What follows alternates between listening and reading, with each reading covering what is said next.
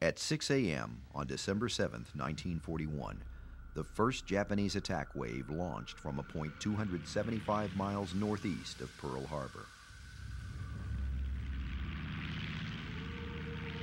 The first wave of the strike force consisted of 49 high-level bombers, 40 torpedo bombers, and 51 dive bombers, escorted by 51 fighters.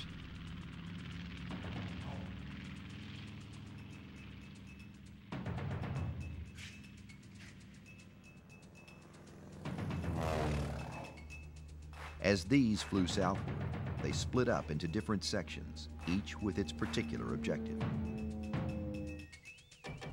At 7:02 a.m., an hour after they had taken off from their carrier decks, two Army operators at the Opana radar station on Oahu's north shore picked up the approaching Japanese fighters on radar.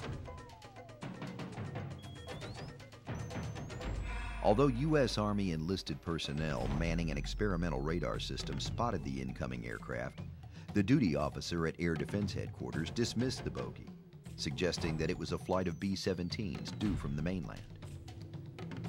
At about the same time, a destroyer, the Ward, exercising outside the harbor entrance, spotted a submarine periscope and made a vigorous attack. The Ward had killed one of 5 midget subs trying to break into the harbor. No one took the destroyer skipper's frantic messages seriously. The first Japanese bomb was dropped at 7:55 a.m. on Wheeler Field, 8 miles from Pearl Harbor.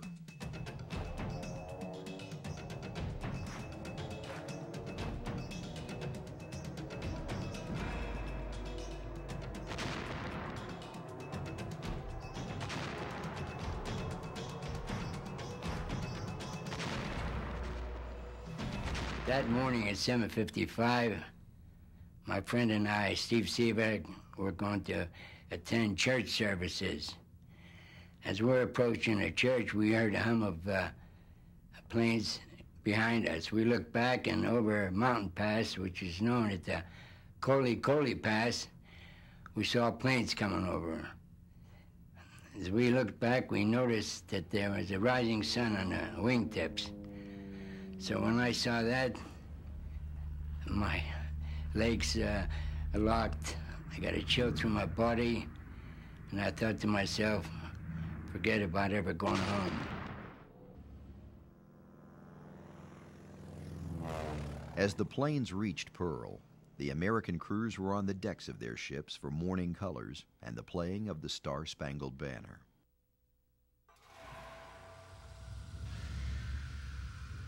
The Japanese planes moved with stunning precision to their primary targets, the 7 battleships moored at Battleship Row along the southeast shore of Ford Island.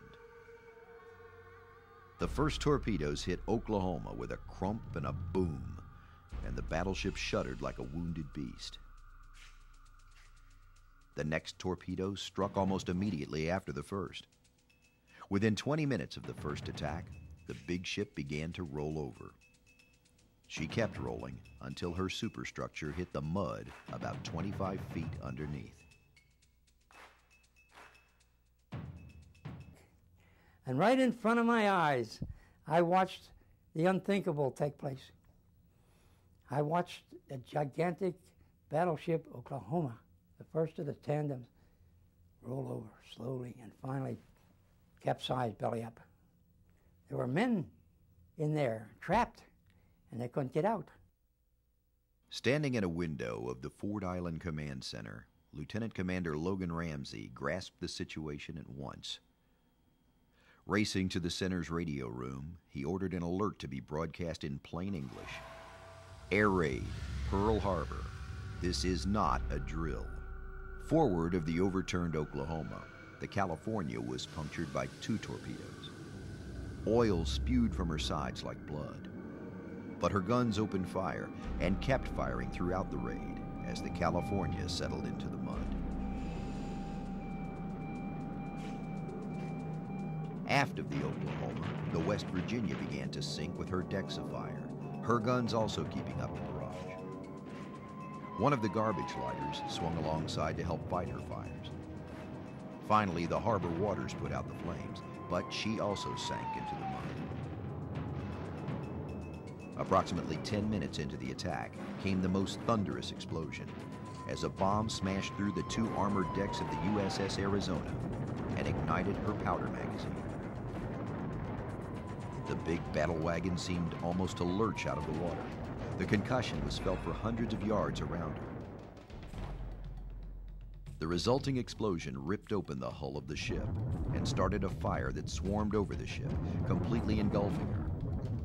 Within minutes, she sank to the bottom of the harbor. More than 1,100 men went down with the Arizona. At 8:05, after 2 torpedo hits, the target ship Utah strained against her mooring lines with a 30-degree list. With her torpedo blister removed, the Utah had little chance of surviving the attack. She capsized at 8:10. In the meantime, startled citizens of Honolulu looked upward, wondering what was causing the noise and smoke. Many needed some time to realize that this was not just another drill. Soon, American anti-aircraft shells began tumbling into downtown Honolulu. The explosion and resulting fires caused a number of civilian casualties.